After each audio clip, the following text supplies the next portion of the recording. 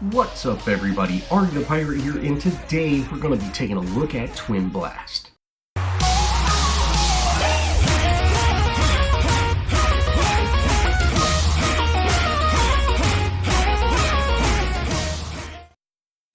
Now I'm going to really briefly go over my Twin Blast deck. It is just a standard crit build. 2 Madstone gems with 5 points total. I have a 6-point Sage's Ward. I've got 2 Impact Hammers with a total of 5 points in crit and 10 points in power. I've got a Micro Nuke with 6 points in power and 2 points in crit. Got my 9-point Blade of Agora. I've got a Red Eye Nitro with 5 points in attack speed and 3 points in crit. And then Brand of the Iron Eater with a total of 6 points in lifesteal. Now, one reason I didn't really spend just a whole lot of time explaining this deck is it's just a very standard crit build. You know, I'm full power, I've got a ton of crit damage, and I've got great lifesteal. And there's really no set way of how I build. I can't say, hey, I pick up this card first or this card second. It's really, I go for whatever I have at the time. If I have 9 cards when I go back, I pick up my Blade of Agora. You know, if I've only got 5, I don't get my Blade of Agora yet. I'll keep stacking power and wait and trade in my Mad Stones for that Blade of Agora whenever I get ready. Now here I'm in a complete solo match, and this FaZe is being very aggressive. She's not linked to me yet. I haven't really gone in on this Morgesh a whole lot because Morgesh can't really dish out a lot of damage, and since my FaZe is playing, you know, so aggressively, I'd rather her Morgesh get onto the FaZe before she really gets onto me. And without that link, I can't, you know, go in and tower dive or anything like that. FaZe is also just hitting her with abilities like crazy when she's still in her tower, so she's going to be completely out of mana before she's even going to be high enough to link up to me. So I'm playing a lot safer than I would. I would really like to push this Morgesh out of lane, but you know, that route that she did right there, there's nothing I can really do with that. She's so far away that I might get a grenade on her, but that's about it. Now, I typically get grenades over my triple shot. I like having that extra long range on grenades to chase those kills or, you know, secure those long range kills. And I kind of feel that triple shot, even though it does decent damage, I feel that the grenades actually provide a lot more damage, and I can secure even minion kills when, you know, hey, one's a lot lower and I'm focusing this one, they're both about to go down, I can just throw a grenade down and get both of them. Now, we end up getting ganked right here. I'm very low on health and I should really go back, but I don't want to leave this farm just quite yet, and I end up getting this early game death. Playing solo is just really hard with a FaZe like this, and I see this Morgesh is rushing towards me whenever I'm backing right here. This was just really a bad decision on my part. I should have got out, but hey, that was just a really poor choice on my part. I thought we were going to get that kill, but FaZe wasn't linked to me since I did just back, and you know, that was me assuming something else was going to happen, and it didn't. You know, solo queue, with me personally, I enjoy playing FaZe, but I don't play FaZe very aggressive when I'm in a solo queue, just because I don't know what the ADC is going to do. And that was, like I said, a horrible choice on my part. I should not have done that. But I kind of feel at the same time, you know, FaZe is giving me a lot of mixed signals. She's playing super aggressive, but at the same time, she's in front of me most of the time. And FaZe is really a backline support. I end up a little later on actually saying, hey FaZe, can you just start playing in the back? And luckily she didn't get upset about it. She was just like, okay, sorry, and she ended up playing in the back, and we were able to push this lane a lot more successfully. Here a few minutes later, I still have not let FaZe know, hey, play more in the back, stop trying to be quite as aggressive, and you know, I'm getting very low on health, and their Morgesh is getting fairly fed. She hasn't had to back yet. I believe she did whenever I went down just to spend some points, but she's been in the lane so much longer than we have. She's ranked 5. I start to think, hey, I'm gonna back, and then I realize FaZe is out of mana, so I'm gonna clean this up, and I'm gonna head back now. Morgesh ended up pushing up, and FaZe went in and rooted her, and I said, okay, I'm gonna go try to get this kill. And luckily this one went a lot smoother than the last time. We end up securing this kill. She almost got me with that ult, which is what I was kind of scared of, but we ended up getting out of there.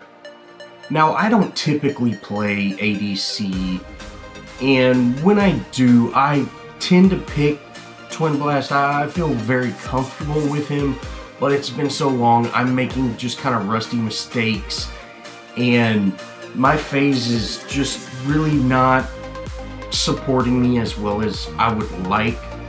But she did end up showing up right here, and we were able to secure this kill. Unfortunately, I did not get this kill either, so I've got 2 assists at this point, but at least someone's getting these kills, and we end up getting this tower pushed down at about 15 minutes.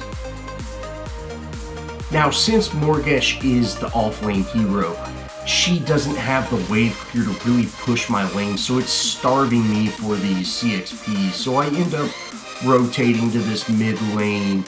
We get this another assist on this Bellica, which, you know, hey, I'm all about securing kills. I don't really think there's such thing as stealing kills, but it would be nice if the ADC got kills over some of the other heroes. Now, I start to head over there, but Chimera's here to help with Raptors, so we end up securing these Raptors at 16 minutes, which, for a solo queue, that's actually great. You don't tend to see a whole lot of Raptor plays until, you know, the 20-minute mark in solo queues. But if your team's working well together, it's great to get them as early as possible. Of course, not a whole lot of teams out there are getting them at 10 minutes, or not a whole lot of solo queues are getting them at 10 minutes, but that's a great option to, you know, really push for Raptors at that point. Now, here at 23 minutes, I'm in mid lane, just kind of getting a little farm, and Chimera ends up going in on this Morgesh. Now, we ended up ulting with Wraith, and we're all cloaked, and I don't know why I ulted there. That was just another terrible, just not experienced, or it's been a while since I played Twin Blast. I do have him at, I believe, 8 or 9. I just don't play ADCs a whole lot anymore. And, you know, Twin Blast's ultimate is not near as good as some of the other ADCs, and I should have went in with basics instead of wasting that ultimate like I did. His ultimate does not do enough damage to really, you know, focus on somebody. It's more of a, hey, guy's 100 miles away, I can shoot him from across the map. But we did end up at least securing a kill. You know, we had 2 deaths there. We're playing fairly sloppy, but I went ahead and let the FaZe know, hey, you know, start playing in the back. I believe she started at this point, you know, 25 minutes in. She started really playing that support role a lot better. And as you see, she saved my life there. Now at 25 minutes, our Seraph ended up actually going down to Raptors, and she secured 1, and the rest of the team rotates over to secure the rest. I get 1, and Chimera gets the other, their team started rotating in, so hey, as long as we're able to secure one, that's fine. We get a fairly easy pick on this Severog. FaZe couldn't pull him out, and I believe she was too far away for her barrier to get spread to him, but we pick up this kill on FaZe, and we clear up this wave and actually get a little damage on this mid-tier tower. Now, one thing about this group, I am in a complete solo group, or I'm solo, I'm not exactly sure if they're in a team or not, but one thing that is really great about this group is they're calling out things to do, and we're all rotating together. So we've been able to pick up Raptors when they've spawned. We're getting a 27-minute prime, which I would say is more uncommon for solo queues. You typically see prime going down at 40 minutes, not at 27 minutes. So we've done very well as the team communication.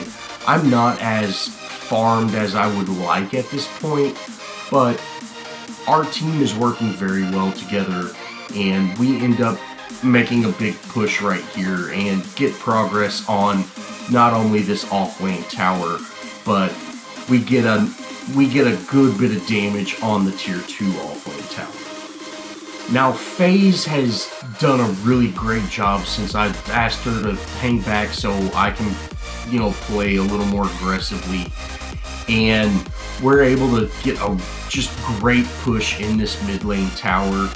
Now, if you look, our Seraph and Chimera are putting a lot of pressure on that off lane tower. I'm able to secure this mid lane tower, and I'm kind of just staying in there. FaZe is still hooked to me. We're still doing pretty good. Chimera is coming in from the top, and I'm trying to keep him alive. And so I use my ultimate not to kill anybody, but just to scare them away. We end up just absolutely melting Morgesh right there. And I almost get that grenade off on Bellica, which she probably still would have lived through that, but a little more damage would have been nice. Their Twin Blast is in the jungle kind of poking at us. Now, I'm not going to chase that. That's just silly for an ADC to chase, but I'm out of mana. I've got 12 points. We've still got half our prime left, so I'm going to go back, kind of max out these cards and get back into it before, anything major goes down. And hopefully we can still make a little more progress with this 30 seconds left of prime. Now, I did have another death. It was Severog was in our jungle stealing our green buff, and then Morgesh rotated over, and I just got CC'd and stomped on. So it was a pretty quick death for me. Now our team's kind of out of position right here, and we end up getting a 3-man wipe right here. Chimera's going in, and I'm trying to do the best that I can. I'm going to get this Morgesh kill. I'm fed to the point where she can't really compete against me, but there's nothing I can do to keep him alive. I'm just going to kind of try to keep this lane, since they do have 3 of their heroes here, and I would really like to keep this mid-tier 2 tower. Like I said, I'm just going to kind of poke back at them, let them deal with the minions, but I want to stay close to my tower, so in case I do need a retreat, I do have that little kind of danger zone that the enemy team does want to stay out of. Now we end up going in on Raptors again. Now I only need 1 more point, so I don't want to take all the Raptors, and I end up getting that 1, but hey, I don't want to leave Raptors for the enemy team, and since everybody kind of left, I'm just going to, really quickly wrap that up, and I don't need to be the first person in the fight anyways, so we end up getting a very easy pick on Morgesh, or I'm sorry, Bellica. Now, Severog was rewound, and I was not ready for that, or I could have made something a little better happen.